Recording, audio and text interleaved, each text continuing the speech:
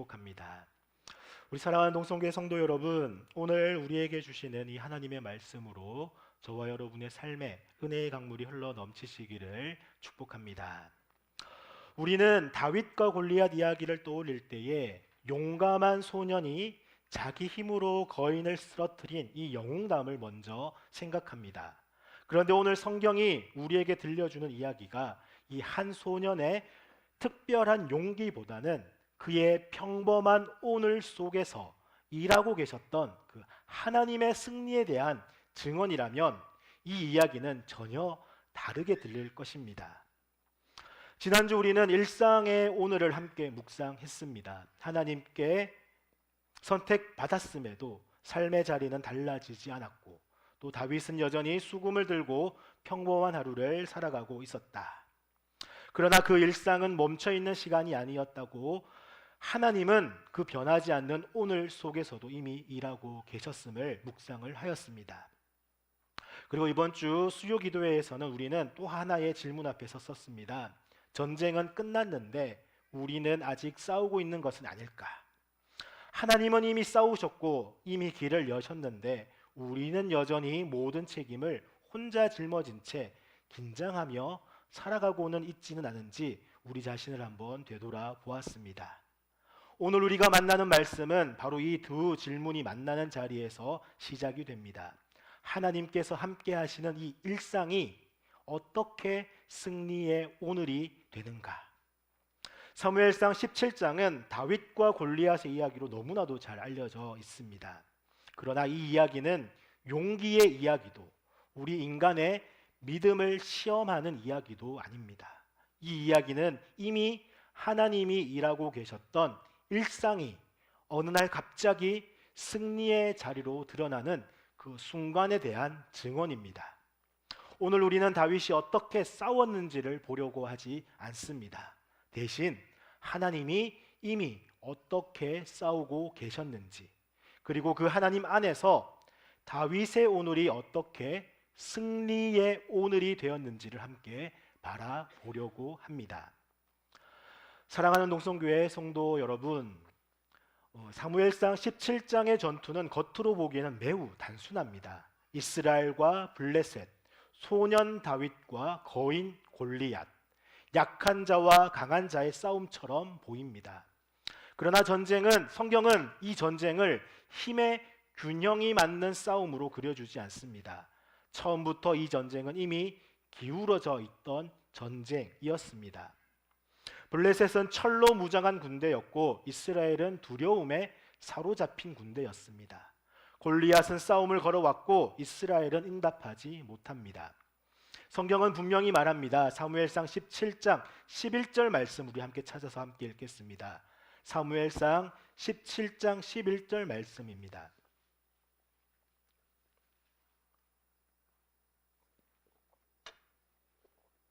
사무엘상 17장 11절 말씀 같이 읽겠습니다. 사울과 온 이스라엘이 블레셋 사람의 이 말을 듣고 놀라 크게 두려워하니라. 아멘. 이스라엘은 아직 싸우지도 않았습니다. 그러나 이미 마음에 패배감이 들어 있습니다. 중요한 것은 이것입니다. 이스라엘이 두려워한 이유는 군사가 부족해서가 아닙니다. 무기가 없어서도 아닙니다. 거대한 장수 골리앗의 위협 때문도 아닙니다. 그들은 하나님이 싸우고 계신 전쟁을 보지 못하고 있었기 때문입니다. 이 장면은 지난주 수요 기도회 말씀 엘리 시대의 이스라엘을 그대로 보여줍니다. 여호와의 언약궤가 군대 가운데 들어오면 승리할 줄 알았습니다. 그래서 언약궤를 제사장들로 모셔오게 했습니다. 그러나 블레셋과의 전쟁에서 대패했고 언약궤를 빼앗기고 하나님의 임재를 상실했다고 느꼈던 그 시대 말입니다.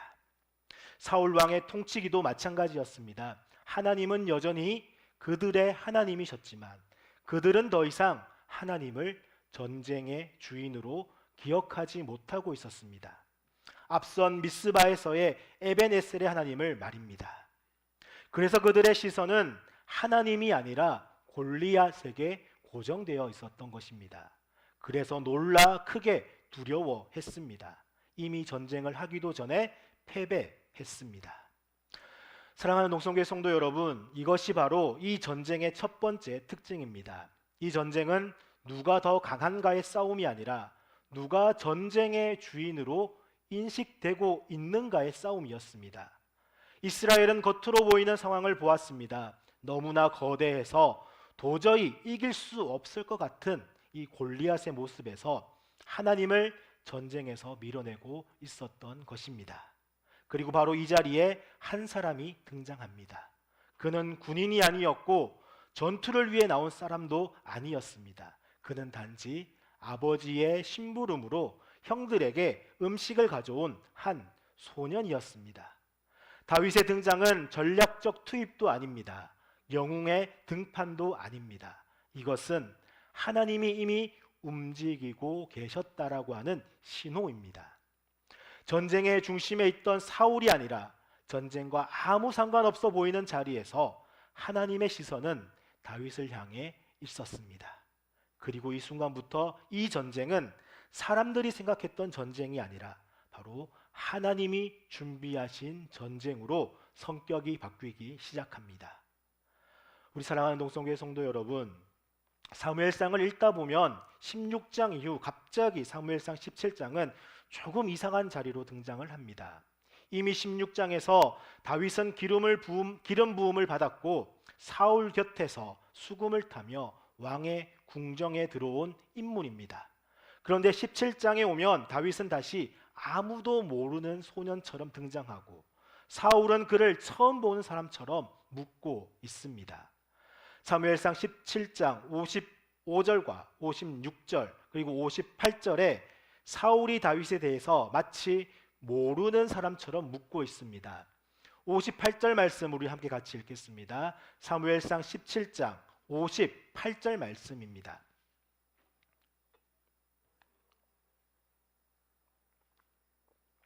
(58절) 말씀 함께 읽겠습니다.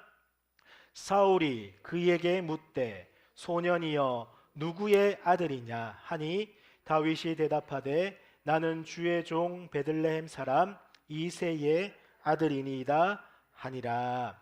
아멘. 성경을 차분히 읽다 보면은 이 장면은 분명 우리에게 질문을 던집니다. 왜 사울이 다윗을 모른다고 하지?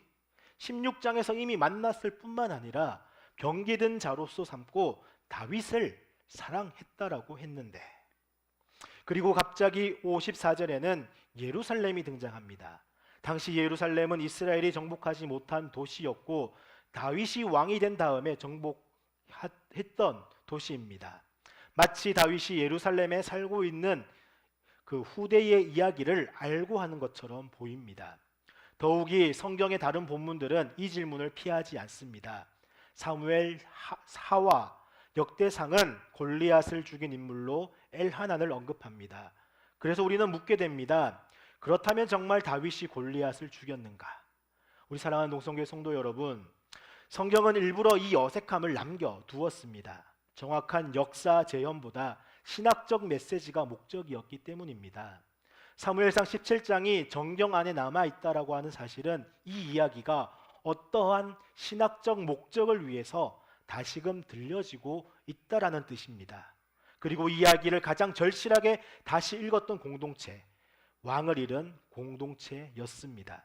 바벨론 포로기, 그들에게는 다윗의 왕자도 없었고 군대도 없었고 또한 골리앗과 맞설 힘은 더더욱 없었습니다. 그들은 이미 패배한 사람들이었습니다. 바로 그 공동체가 이 이야기를 다시금 들었을 때 이 본문은 이렇게 들렸습니다. 이 승리는 강한 왕의 무용담이 아니었다. 이 전쟁은 인간의 능력으로 이긴 전쟁이 아니었다. 다윗의 크기가 아니라, 다윗의 물맷돌이 아니라, 다윗의 그런 기술이 아니라 전쟁은 여호와께 속한 것이라고 하는 이 고백이 바로 이 이야기의 중심이었다는 사실을 그들은 비로소 듣게 되고 이해하게 됩니다.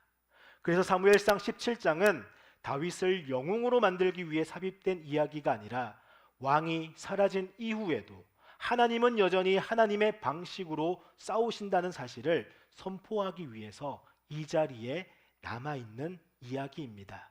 그리고 이 본문은 누가 골리앗을 죽였는가를 말하기보다 하나님은 왕이 없어도, 군대가 없어도, 아무 것이 없어도 싸우시는 분인가를 묻는 질문입니다. 그리고 포로기 공동체는 이 질문 앞에서 바로 자신들의 현실을 보았습니다. 우리는 다윗이 아니고 지금은 더 이상 골리앗과 싸울 물맷돌 5개도 없지만 하나님은 여전히 전쟁의 주인이 아닌가. 그래서 이 이야기는 과거의 승리담이 아니라 모든 것을 잃은 자리에서 다시 믿으라고 주어지는 말씀으로 성경에 남게 된 것입니다. 우리 사랑하는 동성교회 성도 여러분, 사무엘상 17장이 왜 이 자리에 놓였는지를 생각해 보면 이 말씀은 오늘 우리의 삶을 또한 아주 정확하게 비추어 주고 있습니다. 포로기 공동체는 다윗처럼 골리앗을 쓰러뜨릴 전투의 한복판에 있지 않았습니다. 눈에 보이는 거대한 적도 없었고 한 번의 승리로 상황을 뒤집을 수 있는 기회도 그들에겐 없었습니다. 그들에게 남은 현실은 이것입니다. 왕은 없고 성전은 무너졌고 하나님의 약속은 여전히 유효하다고 들었지만 눈에 보이는 증거는 아무것도 없는 상태입니다. 그런 상황에서 다윗이 골리앗을 쓰러뜨렸다라는 이야기는 영웅담으로 읽히기보다는 오히려 더 아픈 질문을 던졌을지도 모릅니다. 그렇다면 우리는 지금 무엇을 기다리고 있어야 하는가? 왜 오늘 우리의 현실에는 골리앗도 승리의 순간도 없는가? 그래서 사무엘상 17장은 지금 싸워서 이기는 이야기라기보다는 이미 선택된 자가 어떻게 하나님의 승리를 기다리는가를 보여주는 이야기로 읽히기 시작합니다. 다윗의 진짜 삶은 골리앗 앞에서 돌을 던진 순간보다는 사울의 궁에서 수금을 타며 아무것도 달라지지 않은 일상의 시간을 견뎠던 날들이었습니다. 그리고 포로기 공동체는 바로 그 시간에 자기 자신을 겹쳐 보았던 것입니다. 오늘 우리의 삶 또한 이와 다르지 않습니다. 우리 역시 눈에 보이는 골리앗과 싸워 승리를 이루는 시대를 살고 있지 않습니다. 한 번의 결단으로 인생이 바뀌는 순간을 자주 경험하지도 않습니다. 예수 그리스도를 믿고 구원받았다라고 고백하지만은 현실은 여전히 반복됩니다. 문제는 남아있고 형편은 크게 달라지지 않았고 기도를 드리고 돌아오면 다시 어제와 같은 자리에 서 있습니다. 그래서 우리는 은근히 기대합니다. 언젠가는 골리앗 같은 이 한 사건이 오지는 않을까? 하나님이 단번에 정리해 주시는 날이 오지는 않을까? 그러나 말씀은 오늘 우리에게 이렇게 말하고 있습니다. 너는 지금 골리앗 같은 현실의 문제를 이기기를 기다리는 자리가 아니라 다윗이 수금을 들고 왕 앞에 서 있던 일상의 자리다. 이미 선택받았지만 아직 왕이 아닌 자리, 이미 하나님의 백성이지만 아직 현실은 그대로인 자리. 포로기 공동체가 그랬던 것처럼 우리도 승리의 장면 없이 살아가는 신앙을 또한 배워야 하는 세대입니다. 그래서 오늘의 신앙은 이렇게 질문이 바뀝니다. 언제 골리앗을 쓰러뜨릴 수 있을까가 아니라 아무 일도 일어나지 않는 이 시간에 나는 어떻게 하나님 앞에 서 있는가? 하나님은 우리에게 늘 싸우라고 요구하지 않습니다. 늘 극적인 승리를 만들어내라고도 하지 않습니다. 오히려 하나님은 이 다윗의 삶을 통해서 또한 포로기 공동체를 통해서 그리고 오늘 우리를 통해서 이 질문을 던집니다. 사랑하는 동성교회 성도 여러분, 그래서 오늘 우리의 이 질문은 더 정직해집니다. 왜 내 삶에는 골리앗 같은 승리의 장면이 없습니까? 왜 믿는데도 현실은 이렇게 평범하고 그대로입니까? 그러나 말씀은 우리를 승리의 순간을 기다리는 자리로만 두지 않습니다. 오히려 이 평범한 오늘 속에서 무엇이 진짜 전쟁이며 또한 누가 그 전쟁의 주인이신지를 묻게 하십니다. 그렇다면 우리는 이제 이렇게 묻게 됩니다. 이처럼 골리앗 없는 우리의 일상에서 하나님은 도대체 어떻게 승리를 이룬다는 말입니까? 그래서 이제 성경은 더 이상 다윗은 어떻게 이겼는가를 묻지 않고 하나님은 언제 싸우시는가를 묻습니다. 우리 사랑하는 동성교회 성도 여러분, 오늘 본문은 바로 그 질문에 해당합니다. 하나님은 우리가 생각하는 방식으로 승리를 이루지 않으십니다. 칼과 단창이 준비되었을 때, 사람이 강해졌을 때, 조건이 유리해졌을 때 승리를 주시는 분이 아닙니다. 하나님은 전쟁의 주인이 누구인지가 드러나는 순간 그 전쟁이 이미 하나님의 전쟁임임을 선포하시고 그 자리에서 승리를 주십니다. 사무엘상 17장은 그 모든 질문에 이렇게 대답합니다. 하나님은 인간이 싸움을 잘 준비했을 때가 아니라 전쟁의 주인이 누구인지를 분명히 드러내는 순간에 싸우신다고 말입니다. 골리앗은 무기로 말합니다. 칼과 창과 단창. 그의 정체성은 분명합니다. 힘, 크기, 기술, 그리고 경험. 사람이 보기에는 이길 수 없는 조건입니다. 그런데 다윗의 말은 전혀 다릅니다. 우리 사무엘상 17장 45절 말씀을 함께 읽겠습니다. 사무엘상 17장 45절 말씀입니다. 다윗이 블레셋 사람에게 이르되 너는 칼과 창과 단창으로 내게 나아오거니와 나는 만군의 여호와의 이름 곧 네가 모욕하는 이스라엘 군대의 하나님의 이름으로 내게 나아가노라. 아멘. 여기서 다윗은 자기 용기를 말하지 않습니다. 또한 자기 실력 또한 말하지 않습니다. 다윗은 단 한 가지를 말합니다. 이 전쟁의 주인이 누구인가? 다윗의 말은 내가 너를 이길 것이다가 아닙니다. 사무엘상 17장 47절 말씀을 다시 한 번 더 같이 읽겠습니다. 사무엘상 17장 47절입니다. 또 여호와의 구원하심이 칼과 창에 있지 아니함을 이 무리에게 알게 하리라. 전쟁은 여호와께 속한 것인즉 그가 너희를 우리 손에 넘기시리라. 아멘. 이 전쟁은 여호와께 속하였다는 선언입니다. 이 순간 전쟁의 성격이 바뀝니다. 이스라엘과 블레셋의 전투가 아니라 바로 하나님의 전쟁이 됩니다. 중요한 사실 하나를 놓치면 안 됩니다. 다윗은 이 전쟁을 시작하지도 않았습니다. 이스라엘이 싸우고 있었고 사울이 떨고 있었고 백성들은 크게 두려워하고 있었던 전쟁입니다. 다윗은 전쟁을 기획하지도 않았고 전쟁의 책임자도 아니었습니다. 다윗의 한 일은 하나입니다. 하나님이 이미 싸우고 계신 전쟁 한가운데에 믿음으로 서 있었던 것입니다. 그래서 이 전투는 다윗의 전술 분석이 중심이 아닙니다. 또한 다윗의 담대함의 그 용기, 믿음 또한 아닌 것입니다. 성경이 반복해서 강조하는 것은 이것입니다. 여호와께서 그를 치셨다. 다윗은 돌을 던졌지만 결정적인 승리는 하나님께 속해 있었습니다. 여기서 아주 중요한 연결이 이루어집니다. 우리 1강에서 다윗은 선택은 받았지만 아무것도 하지 못했다. 2강에서 다윗은 왕이 아니라 수금을 타며 일상을 살았다. 이제 3강은 다윗은 전쟁의 주인이 아니다는 것입니다. 하나님은 다윗이 준비되었기 때문에 싸우신 것이 아니었습니다. 오히려 하나님은 인간의 한계가 가장 분명해지는 그 자리에서 싸우십니다. 소년과 거인, 물매와 갑옷, 이 차이가 극단적으로 드러날수록 승리는 더 분명하게 하나님의 것이 됩니다.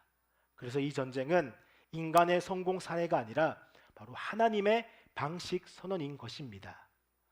여기서 우리는 제목을 다시 보게 됩니다. 바로 승리의 오늘. 이 말은 모든 문제가 해결되었다는 뜻이 아닙니다. 이 전투 이후에도 다윗의 삶은 바로 평탄해지지 않습니다. 사울의 시기, 도망자의 삶, 광야의 시간이 이어집니다. 그런데도 성경은 이 날을 승리의 날로 기억합니다. 왜 그렇습니까? 이날 전쟁의 주인이 확정되었기 때문입니다. 승리의 오늘은 문제가 사라지는 날이 아니라 누가 싸우시는지가 분명해지는 날입니다. 그래서 승리의 오늘은 결과의 날이 아니라 신앙의 위치가 바로 서는 날입니다. 우리 사랑하는 농성교회 성도 여러분, 오늘 우리의 삶에도 골리앗 같은 문제들이 분명 있습니다.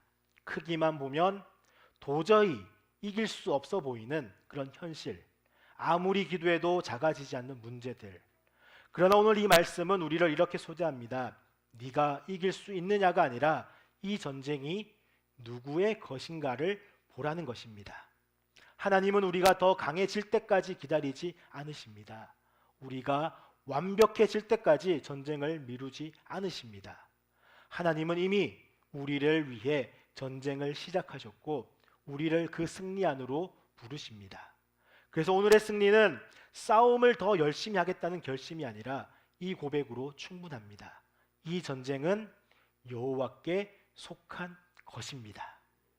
우리 사랑하는 농성교회 성도 여러분, 다윗이 골리앗 앞에서 선포했던 이 말은 그날 전쟁을 끝내는 말이면서도 동시에 성경 전체를 향한 예고입니다. 이 전쟁은 여호와께 속한 것이라. 이 말은 사무엘상 17장에서 멈추지 않습니다. 그리고 이 고백은 마침내 예수 그리스도 안에서 완전히 드러나고 완성이 됩니다. 다윗은 여호와의 이름으로 나아갔습니다. 그러나 그는 여전히 인간이었습니다. 그리고 그의 승리는 하나의 표지, 사인입니다. 이 성경은 이 전쟁을 통해서 우리에게 묻습니다. 하나님은 결국 어떠한 방식으로 인류의 가장 큰 적과 싸우실 것인가? 그리고 복음서는 이 답을 이렇게 보여줍니다. 하나님은 또 다른 다윗을 보내십니다. 그러나 이번에는 물매를 든 소년이 아니라 십자가를 지신 하나님의 아들을 보내십니다. 골리앗은 무기로 섰고 다윗은 여호와의 이름으로 섰습니다. 그러나 예수님은 그 어떤 무기도 들지 않습니다. 칼도 창도 잔창도 없이 침묵으로 또한 순종으로 자기 몸 하나로 전쟁터에 서셨습니다. 사람들이 보기에는 예수님은 패배자였습니다. 십자가는 도망치지 못한 결과처럼 보였고 또 기도가 응답되지 않은 장면처럼 보였습니다. 그러나 성경은 분명히 말합니다. 십자가는 패배의 자리가 아니라 하나님이 싸우신 자리라고 말입니다. 우리 사랑하는 농성교회 성도 여러분, 십자가에서 예수님은 우리의 죄와 싸우셨습니다. 사망의 그 권세와 싸우셨으며 인간이 결코 이길 수 없었던 가장 깊은 적과 맞섰던 것입니다. 그리고 그 전쟁은 우리가 도운 전쟁도 아닙니다. 제자들은 도망쳤고 사람들은 침묵했으며 종교는 외면했습니다. 그리고 그 전쟁은 오직 하나님 혼자 싸우신 전쟁이었습니다. 그래서 우리의 구원은 우리의 노력이나 우리의 공로가 아니라 하나님의 완전한 행동이었던 것입니다. 그리고 하나님은 그 싸움의 결과를 부활로서 선언하십니다. 부활은 다시 한 번 더 싸워보자라고 하는 말이 아닙니다. 부활은 이미 전쟁은 끝났다는 하나님의 확증입니다. 죄는 더 이상 우리를 정죄하지 못합니다. 죽음은 더 이상 우리를 붙들지 못합니다. 패배는 더 이상 우리의 정체성이 되지 못합니다. 우리는 더 이상 싸워서 이겨야 할 존재가 아니라 이미 이긴 자로서 불려진 존재라는 것입니다. 우리 사랑하는 농성교회 성도 여러분, 이제 우리는 알게 됩니다. 승리의 오늘은 문제가 다 사라진 날이 아니라 이미 이긴 전쟁 위에 서 있는 오늘이라는 것을 말입니다. 오늘도 우리는 여전히 현실 속에 서 있습니다. 여전히 골리앗 같은 문제를 봅니다. 여전히 두려움이 올라올 수 있습니다. 그러나 이제 우리는 다르게 말할 수 있습니다. 나는 혼자 싸우는 사람이 아니다. 이 전쟁은 여호와께 속해 있다.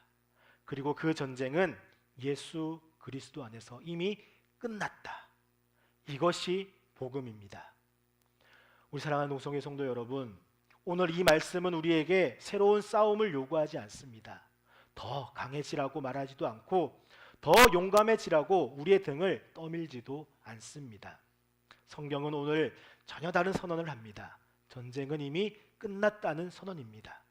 다윗의 승리는 위대한 영웅담이 아니라 하나님이 어떻게 싸우시는지를 보여주는 증언이었고, 십자가는 그 방식이 결코 틀리지 않았다는 하나님의 최종 확증이었습니다.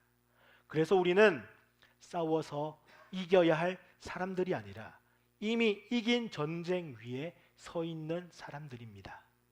그렇다면 이 믿음은 오늘 우리의 삶을 어떻게 바꾸겠습니까? 이 믿음은 먼저 우리의 기도의 언어를 바꿉니다. 이전에는 이렇게 기도했을지 모릅니다. 하나님, 제발 이 문제를 이기게 해주세요. 이 산만 좀 넘게 해주세요. 그러나 이제 우리는 이렇게 기도할 수 있습니다. 하나님, 이 전쟁의 주인은 이미 하나님이심임을 믿습니다. 이미 승리하신 주님 안에서 제가 이 오늘을 어떻게 통과하기를 원하십니까? 문제를 해결해 달라고 매달리는 기도에서 이미 해결된 전쟁 안에서 어떻게 서 있을지를 묻는 기도로 기도의 방향이 바뀌는 것입니다. 이 믿음은 또한 우리가 관계를 대하는 태도를 바꿉니다. 불편한 사람 앞에서 반드시 이겨야 할 전쟁처럼 반응하던 우리가 이제는 이렇게 기도하며 그 자리에 들어갈 수 있습니다. 주님은 이미 십자가로 모든 깨어진 관계 위에서 승리하셨습니다. 오늘 이 자리에서 제가 이기려는 사람이 아니라 하나님의 평화를 드러내는 통로가 되게 하옵소서. 싸움의 주체가 내가 아니라는 확신이 우리 관계의 온도를 또한 바꾸는 것입니다.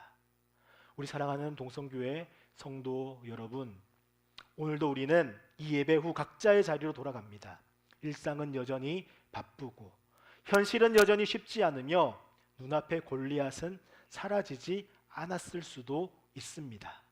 그러나 한 가지는 분명합니다. 우리는 더 이상 혼자 싸우는 사람이 아닙니다. 이 전쟁은 이미 여호와께 속한 전쟁이었고 예수 그리스도 안에서 완전히 끝난 전쟁입니다. 그러므로 이를 악물고 버티지 마십시오. 혼자 책임지려고 하지도 마십시오. 이미 승리하신 하나님 앞에서 오늘을 살아가십시오.